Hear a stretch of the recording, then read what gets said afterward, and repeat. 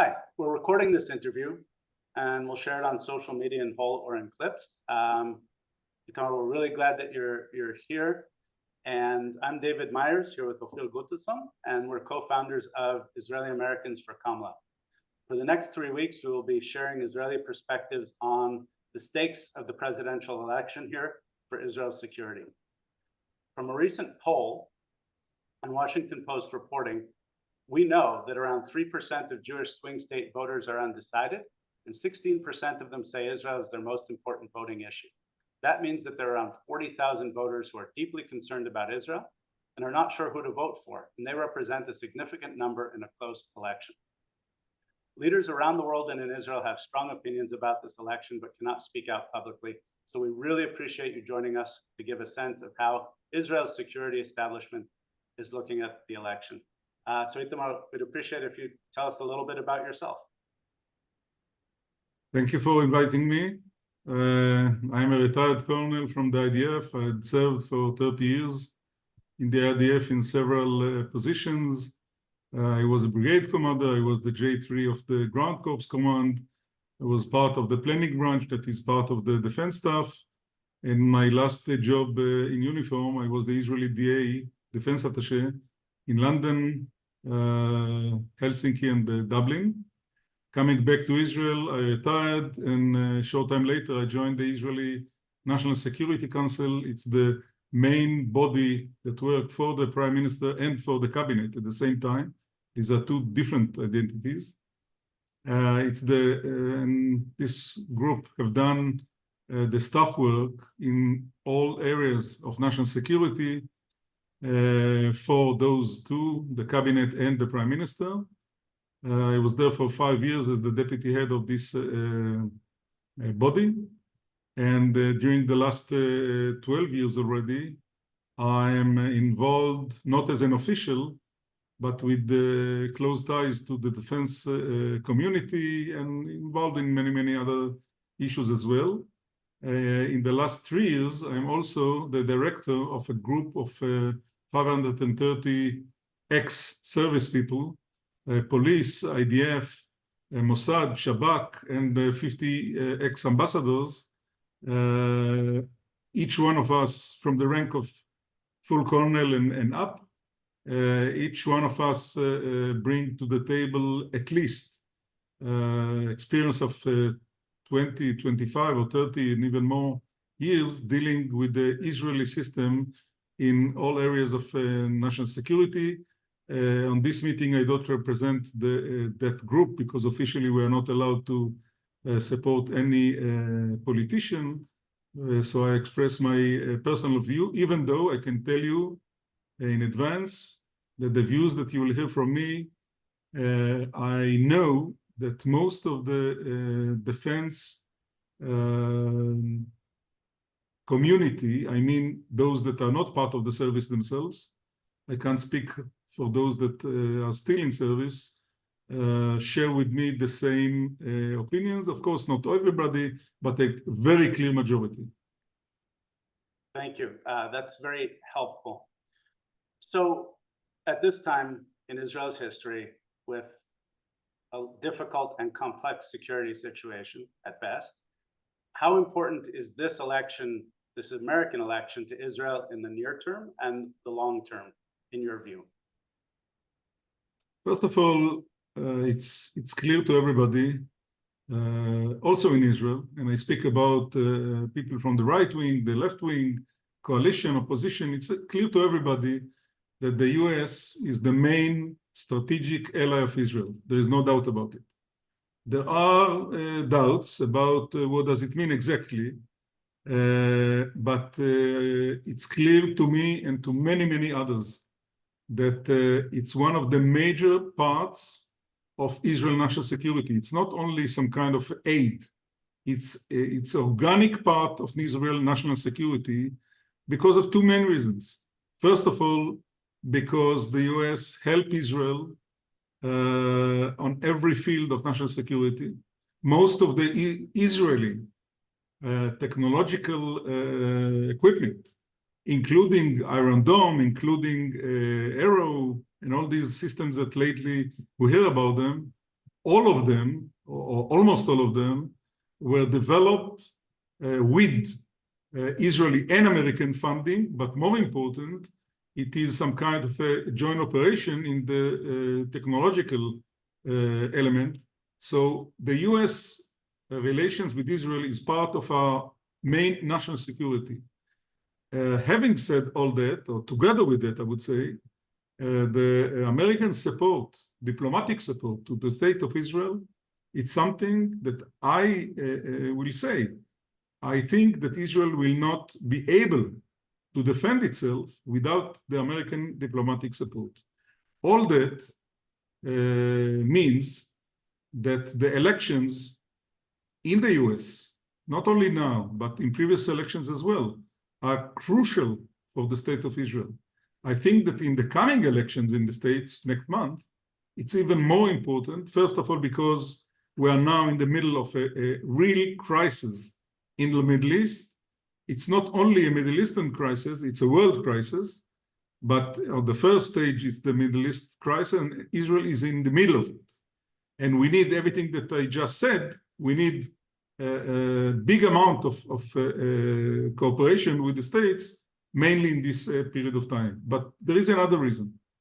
I think, perhaps we'll come to it later, the election as we see it from here. We are not voters, and we don't have a say on the American elections between the two parties and the different candidates. But I would say that it's clear to everybody that understand what does it mean, national security, what does it mean policy, what does it mean a strategic cooperation, that without using even the names in the other side, or your colleague, in this case the Israeli colleague means the American president and the American administration, we have in one side somebody that already have done and proved her support to the national security of Israel. She expressed it by words, but she expressed it by all kind of things that the current administration have done. But more than it, and perhaps this is even more important as an Israeli, I would say, you need to have an American president that you can trust. You can trust means, first of all, that you know more or less what will be his policy, his ideology, the way that he sees the world, the way that he sees Israel, the way that he sees the Middle East. And I would say that many Israelis have doubts. Is it the case when we speak about the other candidates? Thank you. That's very helpful. So, as you mentioned, the importance of this relationship with Israel being at war, it's been just over 1 year exactly.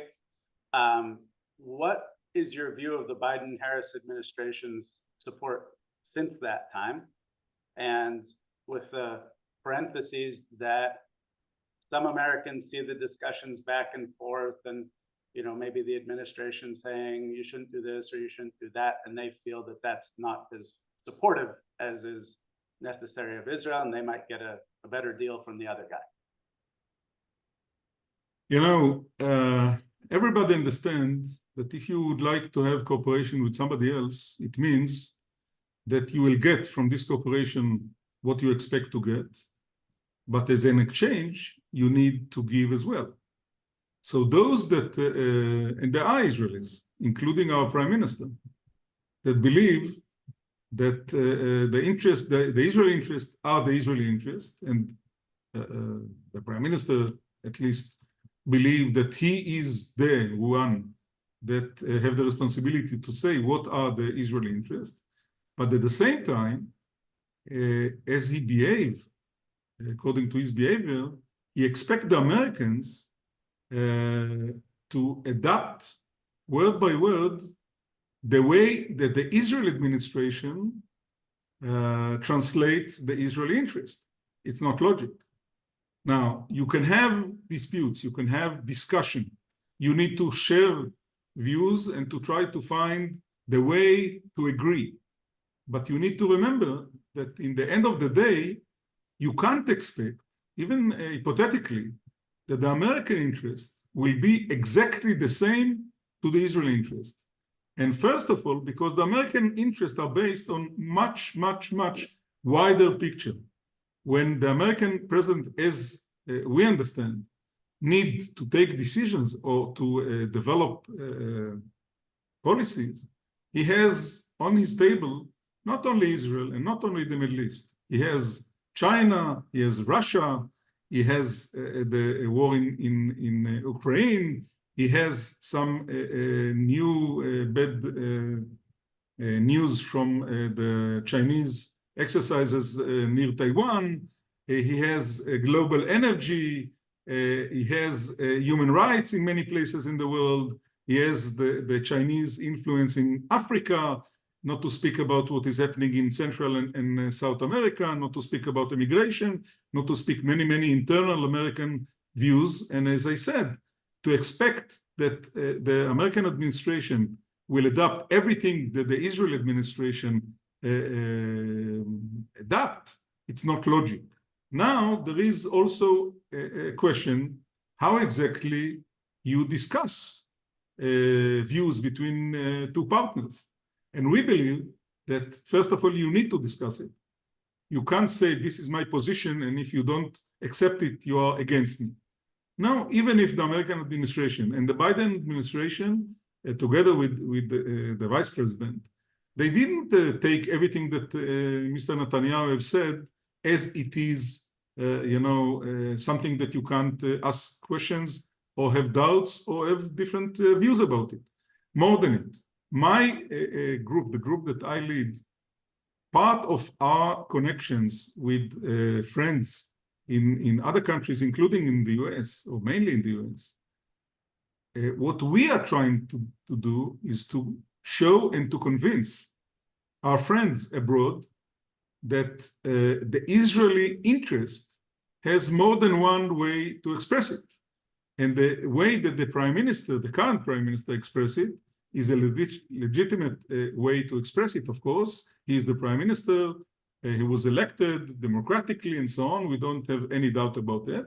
But in Israel, as in every democracy, in every open society, there are other views. And what we try to express are the other views. And part of these other views are that we believe that we need to take by consideration the American administration, and it doesn't matter which American administration, but in every American administration, we need to have conversation. We need to try to agree about everything, but we need to take by consideration the American thoughts and elements that they believe that they should adopt. Now, Vice President Harris expressed lately, and President Biden have done it earlier, some criticism about some elements in the Israeli policy in the war in Gaza and in what is happening now in Lebanon. Now, we can expect, we can adopt it or not, but it's fair, it's something that we need to accept, and I would say more than it. Until now, everything that I heard from President Biden and from Vice President Kamala Harris, I believe these are the exact way that Israel need to adapt, because it is an Israeli interest, not because it's American interest only, but because I think that they speak exactly following the Israeli real interest. And the Israeli real interest is to make sure that Israel will exist as a democratic, Jewish, and strong state. And for that, we need to find ways to cooperate with all kinds of partners in the Middle East. And the good news is that in the current situation, we have in the Middle East partners, and I speak about most of the Sunni countries, that would like to have cooperation with Israel, but because of the public opinion that still is not ready for it, there is a difference between what they are saying publicly and what we are doing on the ground. And I can tell you, it's not a secret. Israel has cooperation with many, many partners in the Middle East. And I don't speak only about, sharing views. I speak about operational cooperation, not to speak about intelligence cooperation and so on. And we need to take their interests as well by consideration. And I think that what President Biden offered as the Biden offer, or the Biden initiative, was something that the Israeli government should have adopted earlier. And I'm not so sure what will be Kamala Harris' policy exactly by details. I'm not so sure that her people already have, a direct answer to every point. But in general terms, we understand the general view. First of all, we are sure that the next president, Kamala Harris, I hope, will do everything that she can for the security and the democracy of the state of Israel. At the same time, that she will help us to help ourselves to reach in the Middle East some kind of a cooperation that will allow to strengthen the national security of Israel. Until now, I didn't hear even one thing that is against it. And I would add only one point. There are Israelis that criticize the Biden administration on the point that there were some ammunitions that were delayed and so on. First of all, I would say that the American administration until now, as I see it, was clever enough, if I may, to do it only on elements that they knew that Israel perhaps will not like it, but can secure herself even without it. And at the same time, the American administration that Kamala Harris was a part of it, of course, helped Israel on many, and I can add more times many, all kind of defense and security elements. I speak about ammunition, I speak about systems, I speak about intelligence, I speak about operational, all kind of operational elements. And I'm sure that this will be part of their policy in the future. I am not so sure that this is the case with the other candidate, even though I will be very frank with you. I have friends that have friends among at least former friends or officials on the previous administration in the States, and they try to tell me that some of these people will take the right decisions, even though their candidate will not be able to take the right decisions. Again, I'm not one to say what will happen, but as I said, we have full trust on the policy that Kamala Harris represents, and it's not exactly the case speaking about the other candidates. Itamar, I want to dive deeper a little bit about that. I mean, like when someone in the security administration in Israel hear the word America first, right, which is kind of like the logic behind the Trump candidacy, and when we see the reaction to Ukraine-Russia war, what does it make you feel like as a security person when you hear America first, comparing to the alliance that you as a security person, I assume regarding Israel, regarding NATO? As a security person, what does America first mean to you? I'll be very frank with you. Every time that I hear this expression, I think that there is some other part for this expression. When somebody is saying America first, it means that the Russians will say Russia first, and the Chinese will say China first. And first of all, we'll have a chaos in the international arena. And secondly, it will mean going back to the first years of the Second World War. I was in Europe last week, I was in the Netherlands, and later I was in Germany. I met some colleagues in those two places, and I visited some areas that were freed by American troops in Europe in the end of the Second World War. Now, I fully agree that American president need to do what is the American interest. And the question, again, is what does it mean? Does it mean that American interest means to be alone and to have the Russians and the Chinese controlling the rest of the world? We are seeing that this is exactly what mainly today the Chinese are trying to do, and they invest a lot. And we can see also the connections between China and Iran.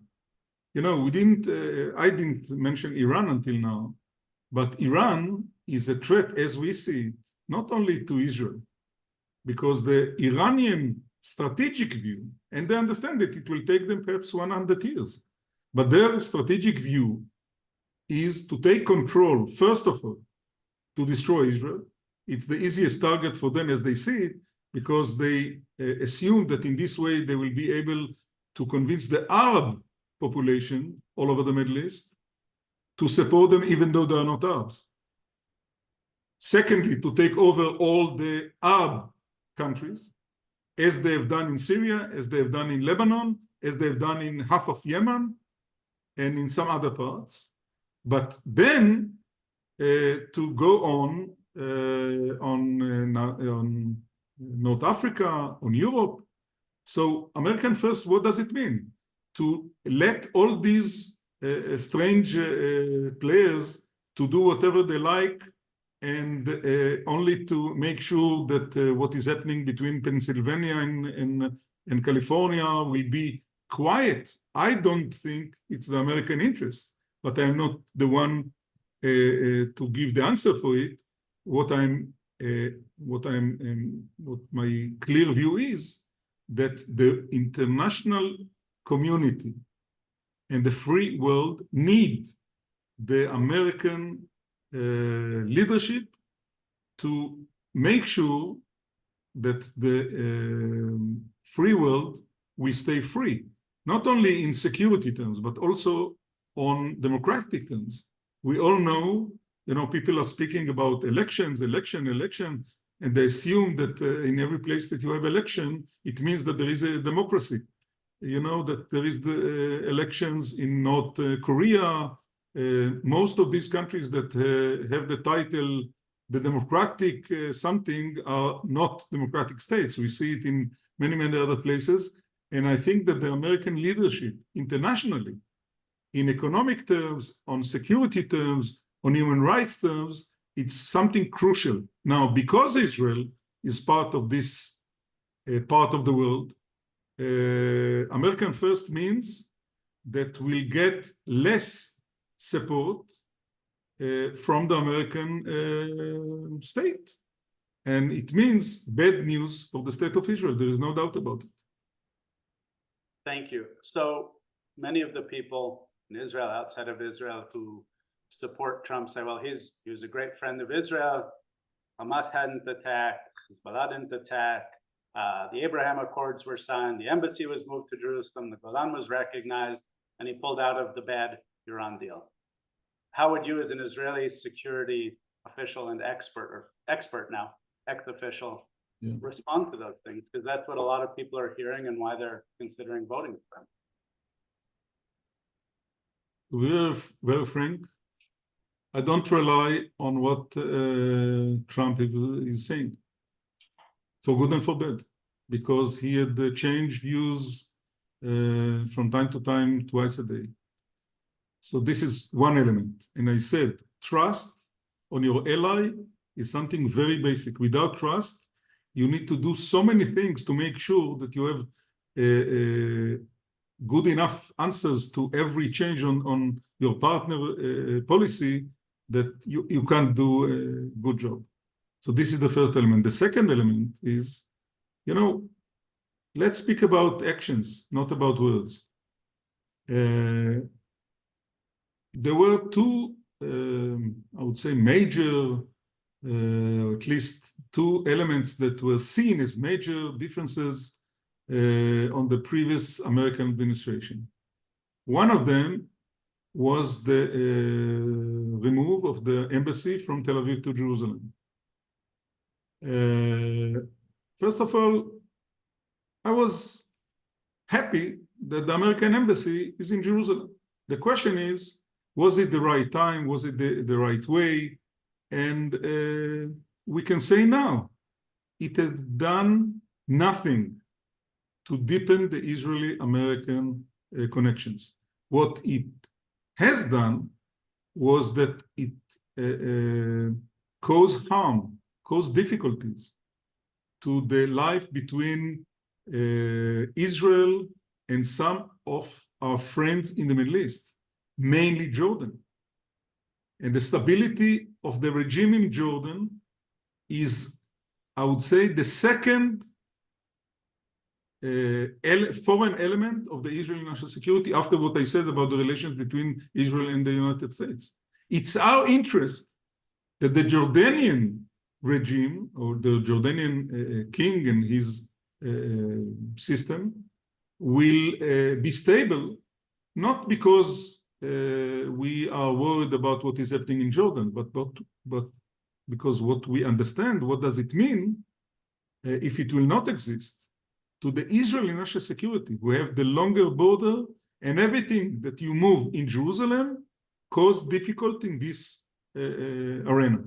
So if you try to count all the good points and the bad points on moving the embassy, after I have said that in general terms, I'm happy that the American embassy is in Jerusalem, I don't think that the positive elements were stronger than the negative elements on that. The other thing that have done, or the previous administration have done, was the declaration that the American administration accept the Israeli control and the Israeli law in the Golan Heights.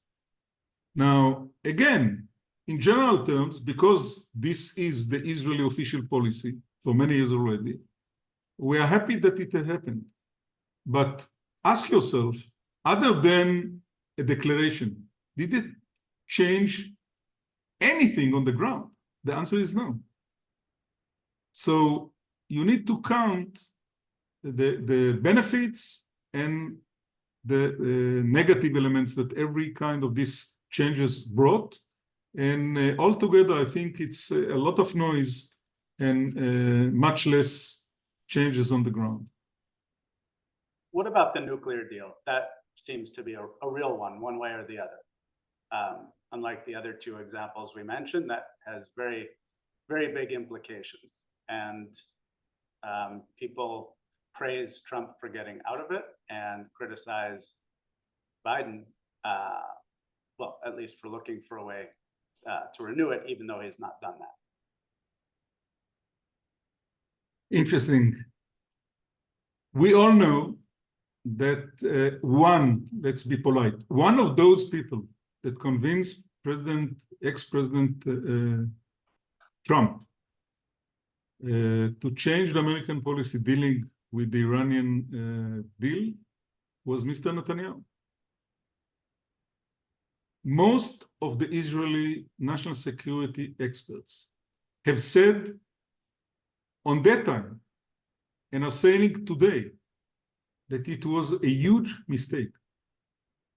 It was a huge mistake because it had changed only one thing. It gave the Iranians a green ticket to go ahead, and it gave Iran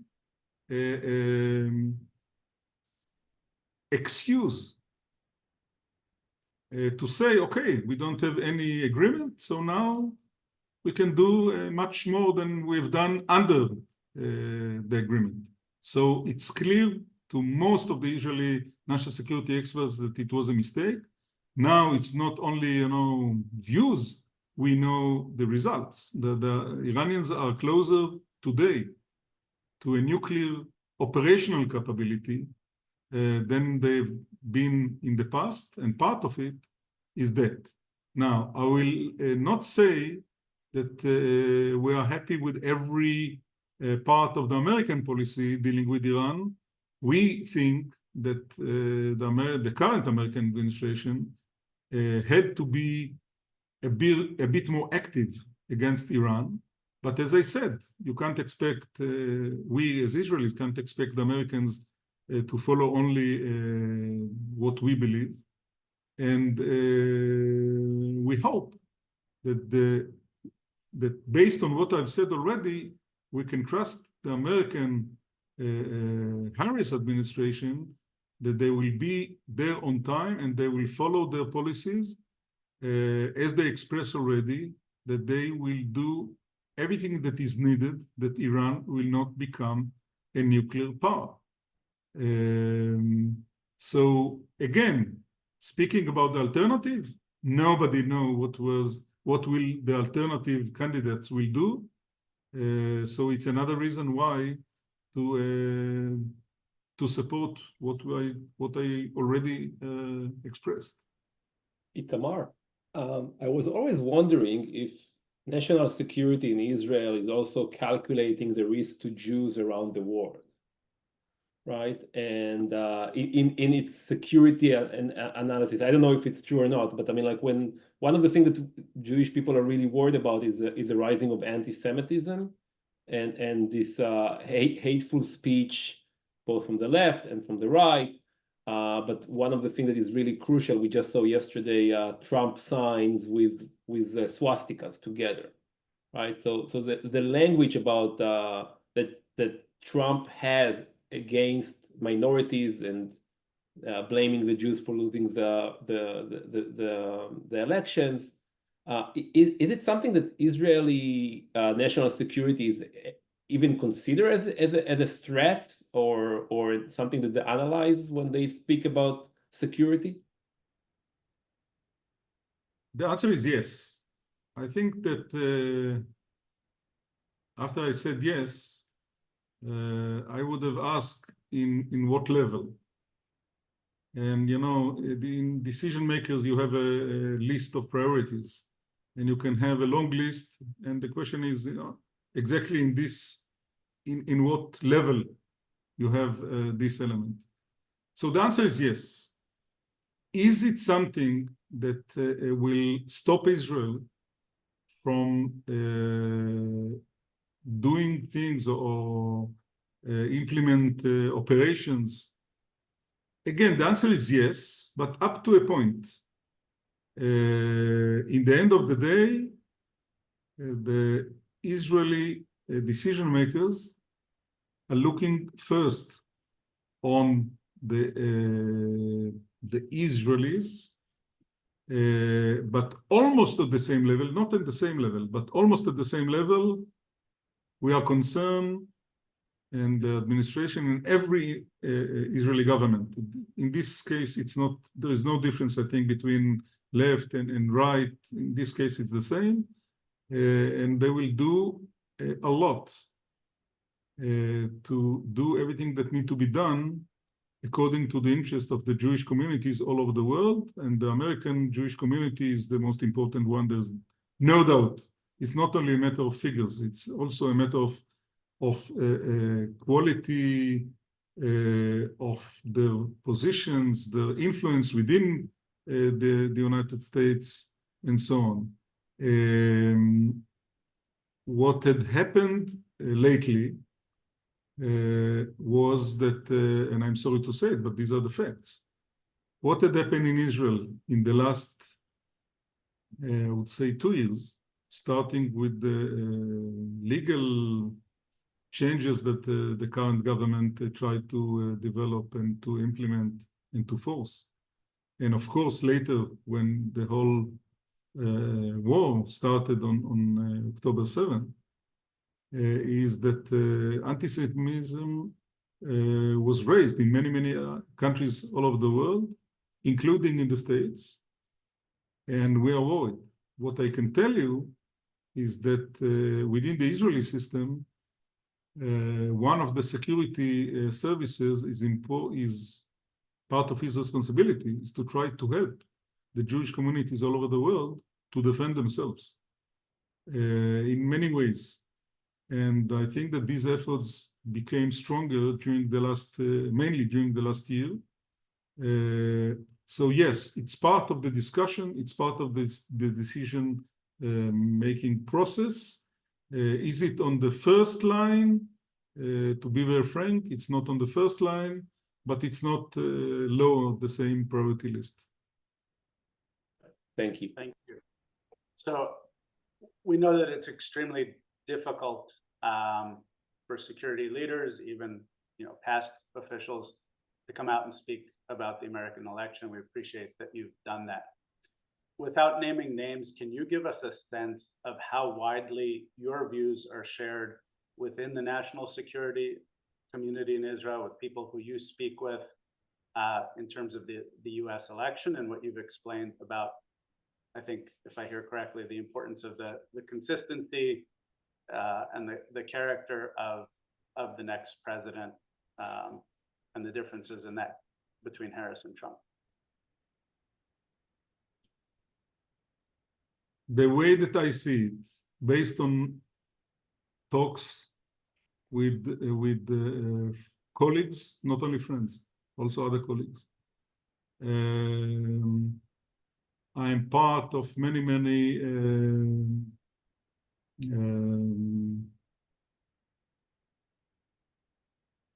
audiences, meetings in the media. I'm very aware of what is happening and what are the different views. In Israel, there is a debate. Who is better? On the general public, it's a real debate, and I can't say who has the majority in the Israeli side. If we would have had elections to the American president in Israel, I can't tell you who is bigger. What I can say, and it's clear, that most of the ex-security experts, and the expertise are not only based on, a PhD in the university. I mainly speak about people that are experts only because they've been for many years on the different levels of the decision-making process, on the lower level, on the higher level of the defense community, and also on the higher level of the political. Some of our groups are ex-parliament members, some of us are ex-ministers, some of us are ex-Mossad and Shabak and police and IDF heads, not to speak about diplomats, of course. And among these people, there is a clear majority that will support what I've said. A clear majority. The fact that many of them will not give you a direct answer, as I tried to give, is not because they are not sure about their views. It's because they are very sensitive not to be seen as people that are trying to influence the American voters whom to vote. Now, what I tried to do in this meeting was to try to explain the views, but in the end, I'm sure that every American voter, including, of course, the Jewish voters, as all the other voters in the States, will ask themselves, after we heard so many views, what will be my decision.